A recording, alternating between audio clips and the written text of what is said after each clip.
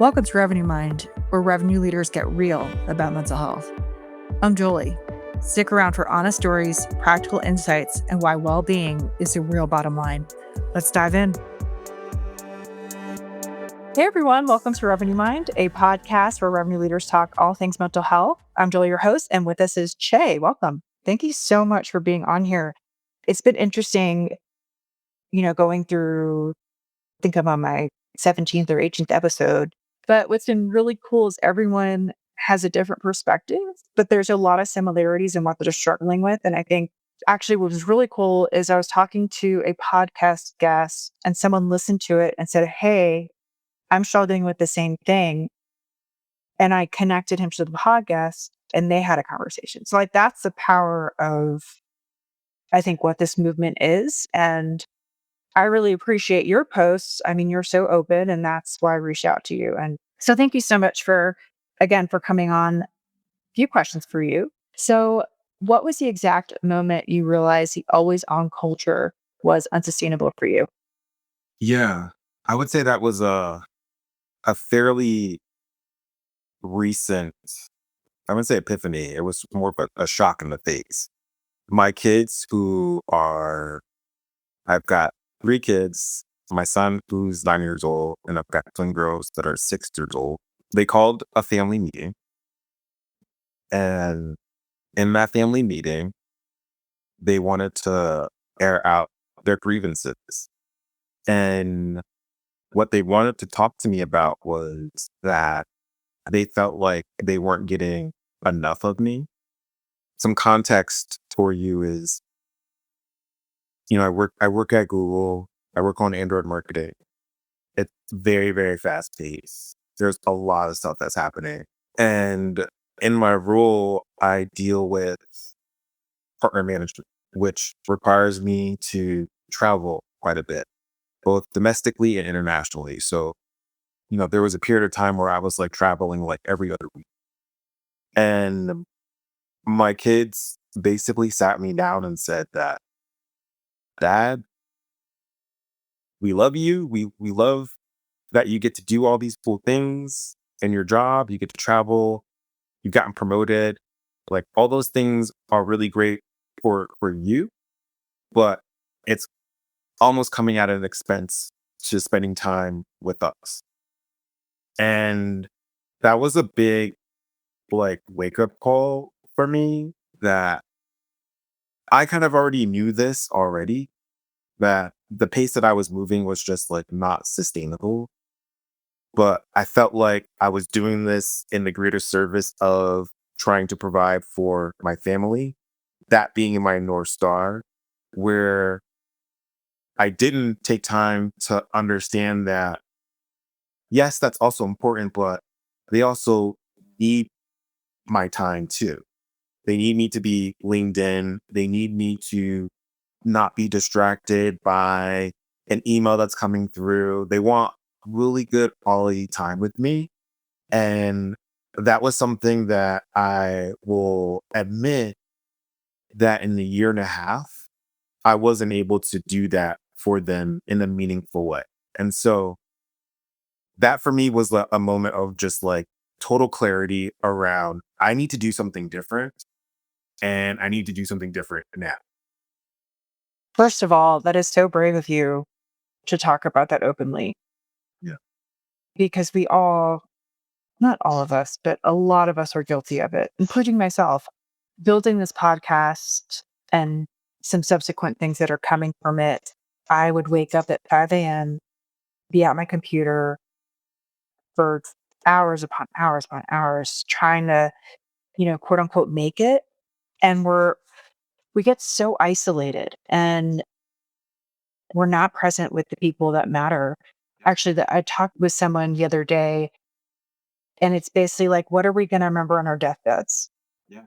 Are we going to remember, working at, I mean, obviously Google's an amazing company, but are we going to remember our amazing careers? Or are we going to remember our kids telling us, be there for me?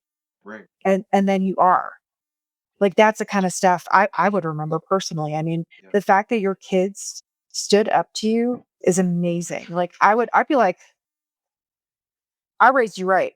Yeah, yeah. It was a really tough conversation. It was a tough pill for me to swallow, to be honest. And they were giving me like they were telling it to me like it is. And it took a lot of just like courage and bravery to point on their part to be vulnerable with me about how they were feeling. And to me, it was just like, oh my God, like what do I do with this information? Like I've got to be able to act on this because everything that I'm doing is in service of them. And if they're not seeing the value of it, then I've got to figure out a way to readjust my life so that they can feel valued.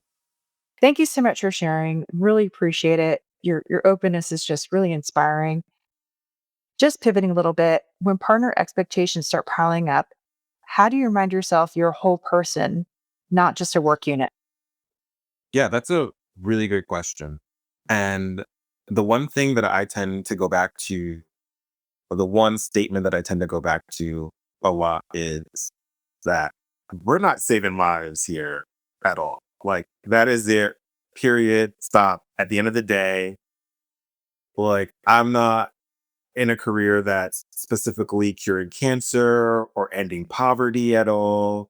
And I don't want to diminish what I do, but it's really important to sort of take a step back and put it into perspective and into context around what else is going on in the world, and that not everything is important all at once. Not everything is urgent all at once. And so I think that reminder for me has been sort of helpful to sort of take down the anxiety or the tension around trying to meet not only partner expectations but also like internal stakeholder expectations, home expectations. I think that's also a different thing as well, but it's just helpful for me to sort of rebalance myself and also the folks around me too. And that's something that I generally like to also just tell my team that, listen, at the end of the day,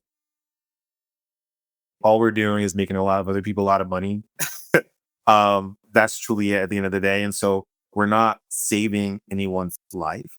So focus on what matters to you, focus on what you can do, and then we'll have to sort of set expectations for everything else.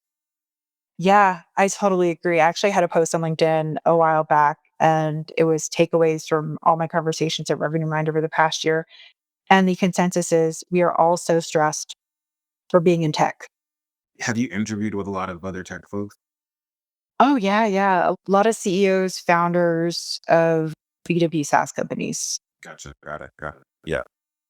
I mean, we're just like at this crazy inflection point right now, especially with the acceleration of AI, where it's truly becoming the next game changing technology that people are losing their minds. Like people don't know what to do with this.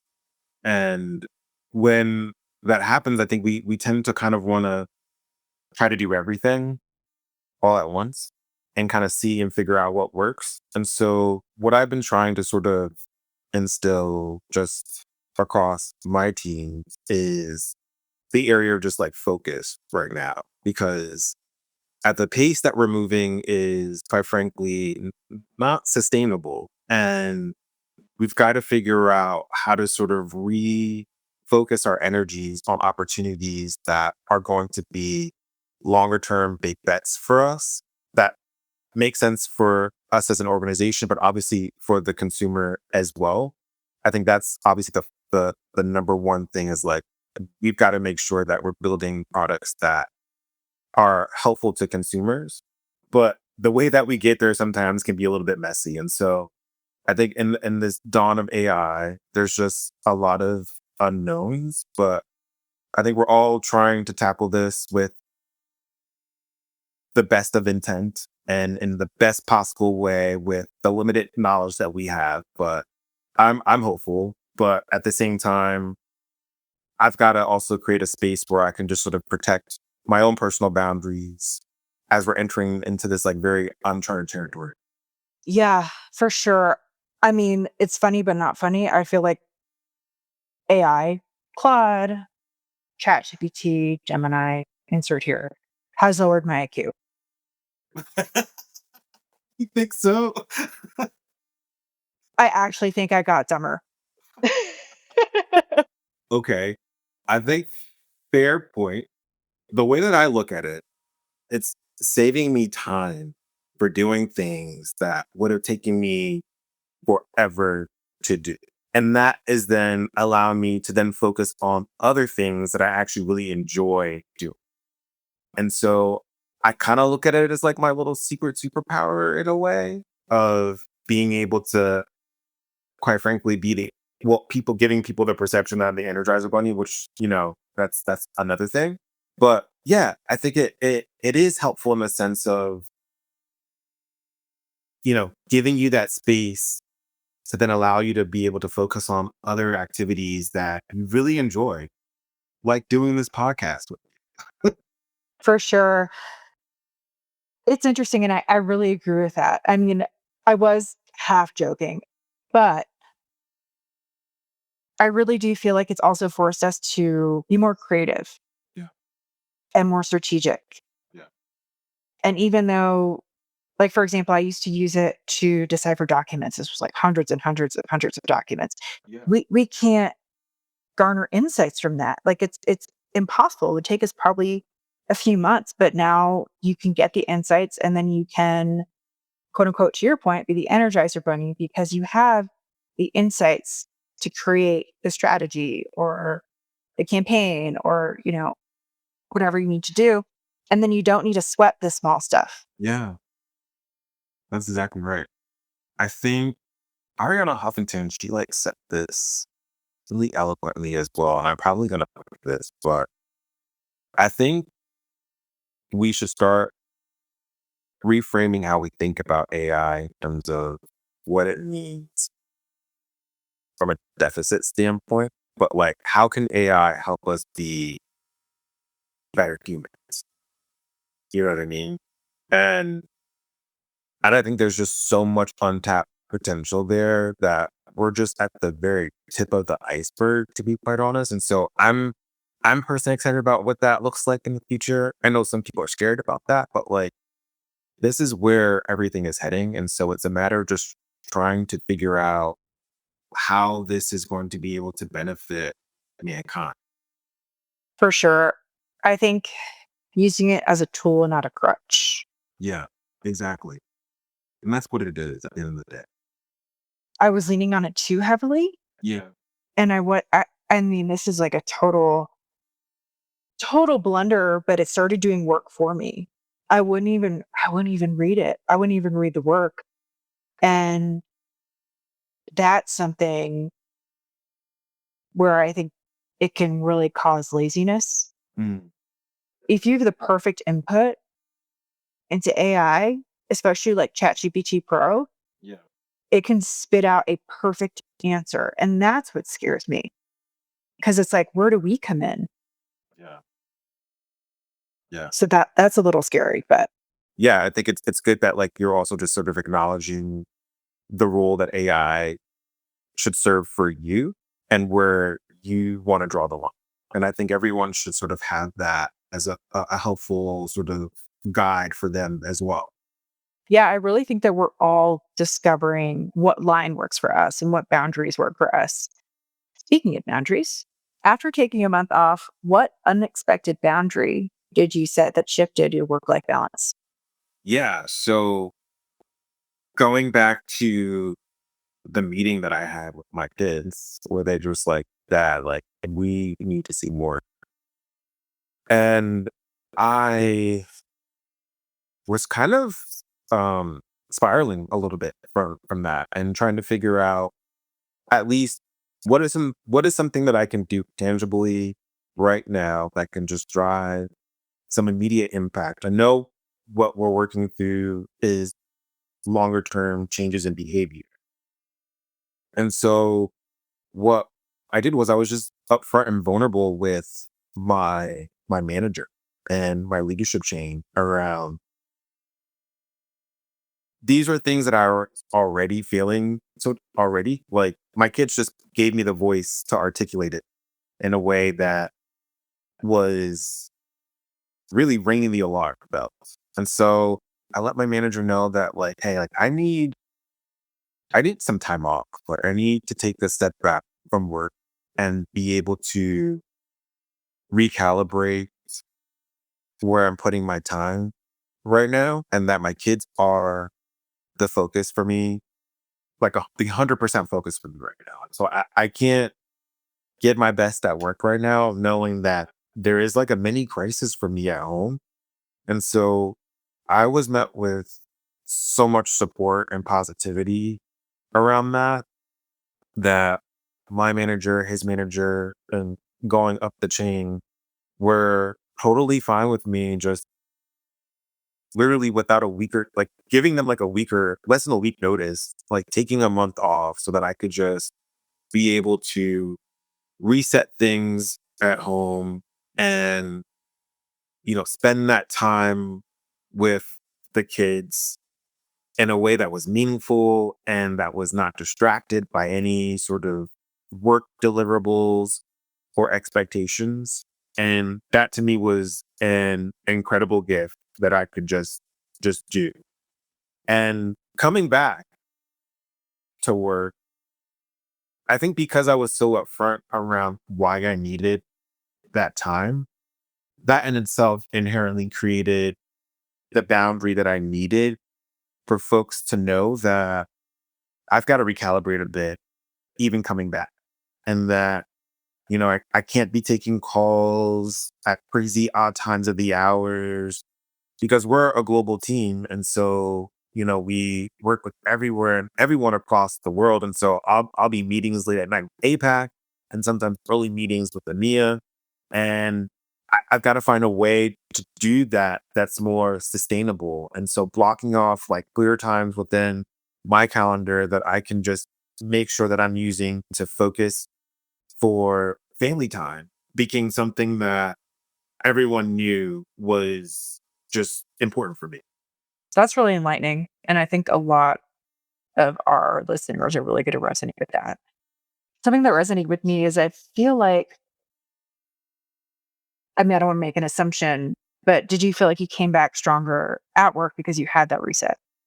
Yeah, I think that I did, but what I was also, and I'll be candid with you as well, what I also didn't realize I was also battling with was really undiagnosed major depression. And so I think having that reset was, yes, a bit of a nice recharge, but I also wasn't dealing with some of the other issues that I was also experiencing as well. And so that was something that was sort of lingering as well, that I think prevented me too from being able to come back and truly feel like I was my full and authentic self. And that is still a journey that I'm going through, but I've definitely made significant strides since then. And this was something that happened late last year in Q4. Well, thank you so much for being so open. I know well, speaking of experience, it's really tough to open up about mental health because I don't know how Google is with this, but a lot of companies, there's still a lot of stigma. Companies are very, no, if you have diabetes, it's okay. If you have major depression, you're crazy. I think I feel lucky to work for a company that does have the resources to help support their their teams or their employees. But I think there's still though, right? Despite Google as a company, as an organization providing those resources, there's still a stigma there. There's still a stigma for whether or not it's something that we're sort of interpreting in our own minds or manifesting in our own minds. But there's still something there. There's still sort of like this level of just, oh, this is something we don't talk about, sort of a thing. And I think for me, I wanted to be able to change that a little bit and, peel the onion, peel that layer of vulnerability for other folks to also really know that I'm struggling right now and that I'm not showing up in my best self. And I'm getting the help to get better, but that what I'm going through, you could easily be also going through as well. And that I want you to know that you're not alone in this. And so that was actually a really big reason why I decided to just start to be more active on LinkedIn, to be quite honest, was me going through that experience and feeling like I was doing that in isolation. And I felt a lot of shame and guilt that, like, why can't I just get my life together right now? Everyone else around me seems like they're living their best life and they can manage all of this. And for some reason, like, I can't. And the reality is, a lot of people are going through the same exact things that I was going through. It's just they didn't feel secure enough to let others know. And I thought that I could help at least do my part in trying to shift and change the narrative around. Yeah, and I loved your post. I think I saw one of your first ones. I was like, "I gotta talk to this guy."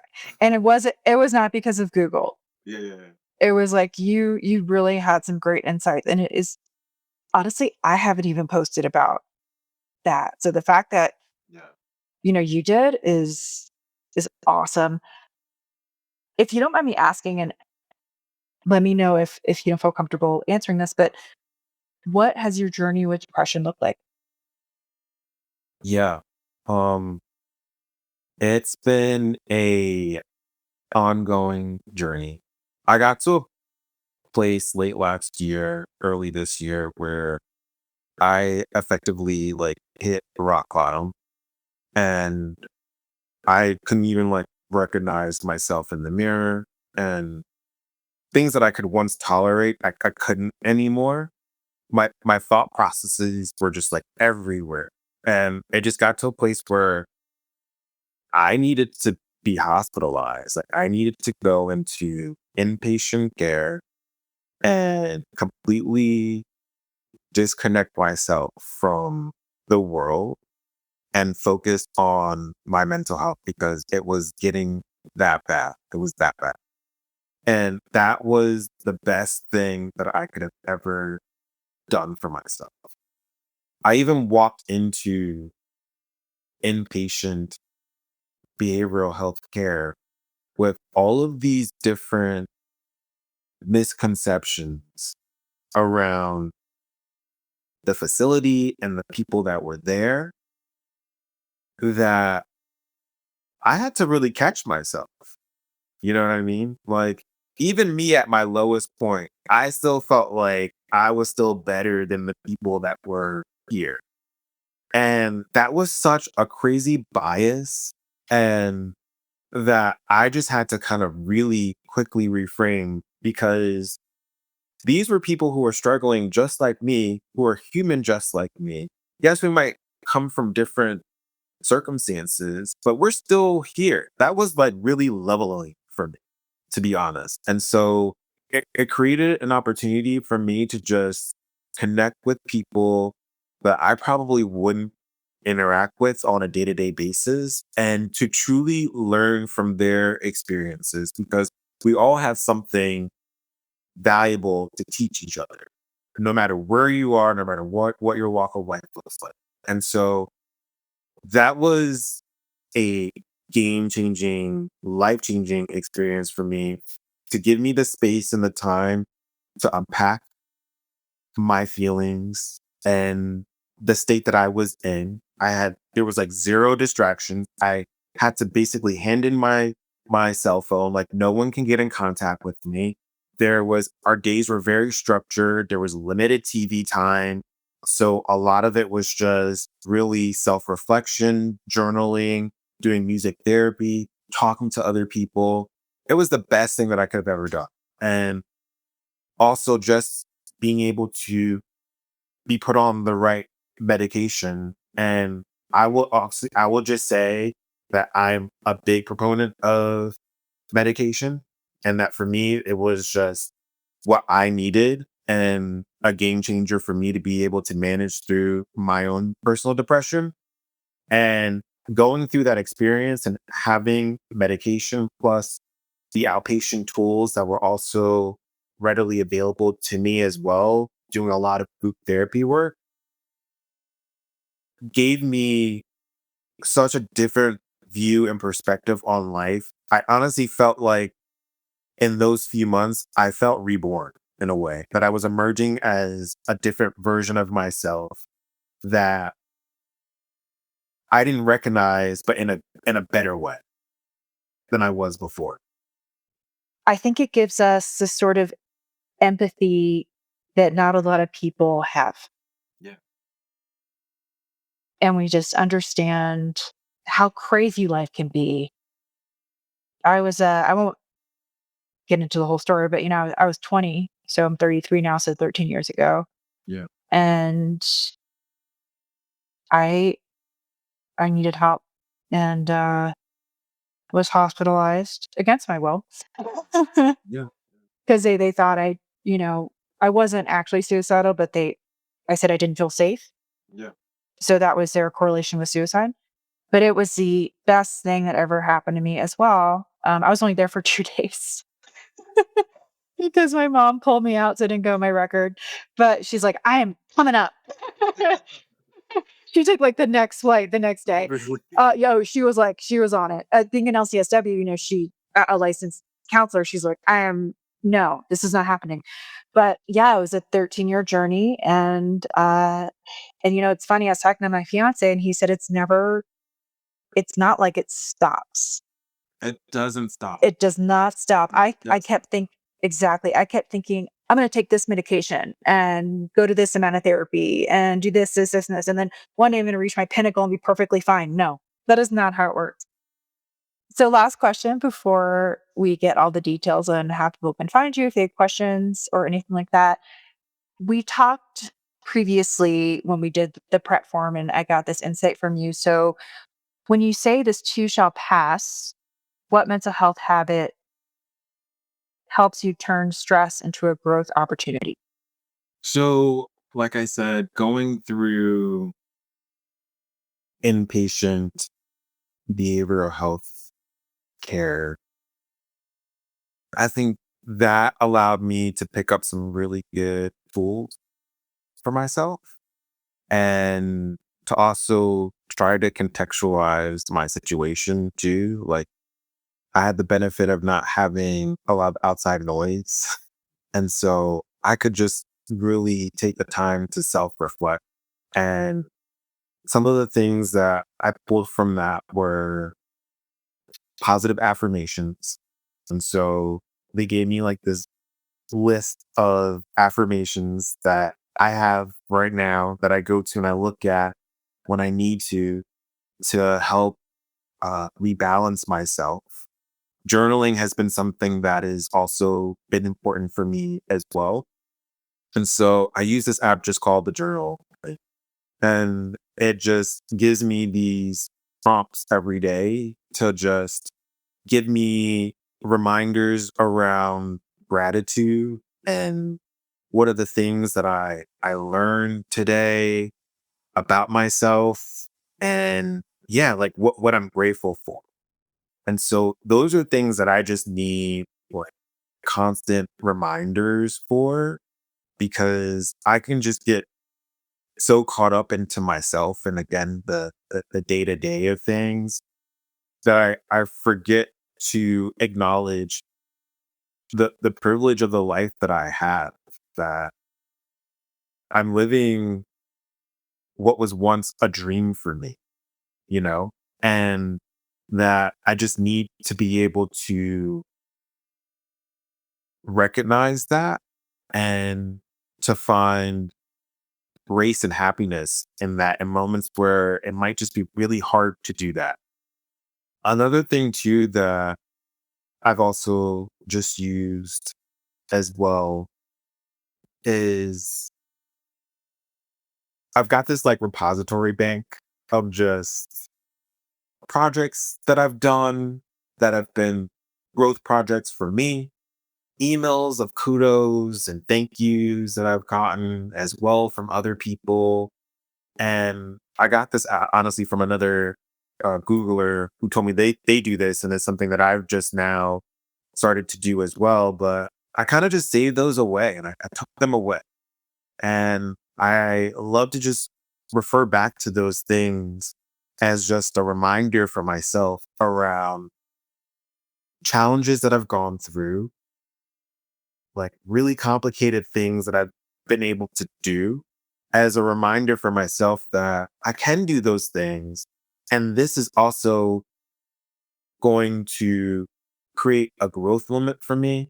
And it's just something that will also just pass and I'll be better off for it. And so those are just sort of the things that I tend to use as a way of just, going through some of life's just unexpected obstacles and navigating through my own sort of personal mental health journey. I love that. Feel like I was talking to someone on a podcast. Sometimes it's just getting out of bed with depression, like it's or XYZ mental illness. It's celebrate the small wins.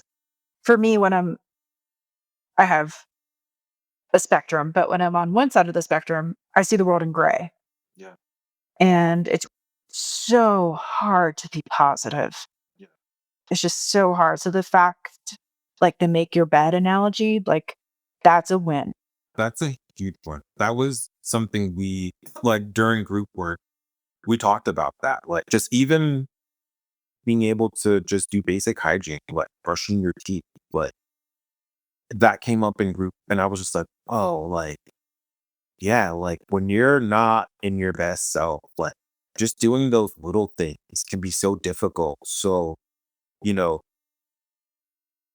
celebrate when you're able to accomplish these tasks because it's not easy when you're dealing with really hard shit emotionally and mentally. Yeah, definitely. And I loved your point about looking back. For me, it's really hard to look back and acknowledge, and I think for a lot of us, how far we've come. Yeah. My fiance says all the time, like, 3 years ago, you were a mess and you have come so far and you have to recognize that. And I feel like it's hard for people like us with mental illness to look back. Yeah. I don't know if it's like the because we're clouded, like our brains are, I mean, obviously I'm not a professional, but like our brains are clouded through those moments. So it's, at least for me, it's hard to look back and be like, wow, Yeah. I can't believe I did that. It's true. Sometimes you need external validation and reminders, to be quite honest. And so it's so good that you have a partner that is so supportive and helps you really reflect on your journey as well. Because I think surrounding yourself and having a community of people you can trust that can just be reminders for you around your journey is so, so helpful. Like I can't understate that at all. Like that is just so important in trying to move forward and to do so with grace and in a positive way as well. Completely agree. On that note, I know you're on LinkedIn and I'm going to put everything in the show notes, but would love your take on how people can reach you. Yeah, I think the best way to reach me, honestly, is on LinkedIn. I'm super active on there. I actually am not on any other social media platform. I've been pretty intentional about being on social. Like, we can probably go into another discussion around that. But like, I've I've had to actually sort of sober up on social media, to be quite honest. At one point, it was just, I would say, like an addiction for me. And so LinkedIn is basically the most that I will do. And it's the platform that I'm most active on. So that's where you can find it. Awesome. Well, this was great. Thank you so much for joining. And I think everyone's going to get a lot of value out of this. Yeah, no, thank you for having me. I really appreciate it. That's a wrap for Revenue Mind, where we cut the BS and spotlight mental health and revenue leadership. I'm Jolie, reminding you your mindset is your competitive edge. Thanks for listening. See you next time.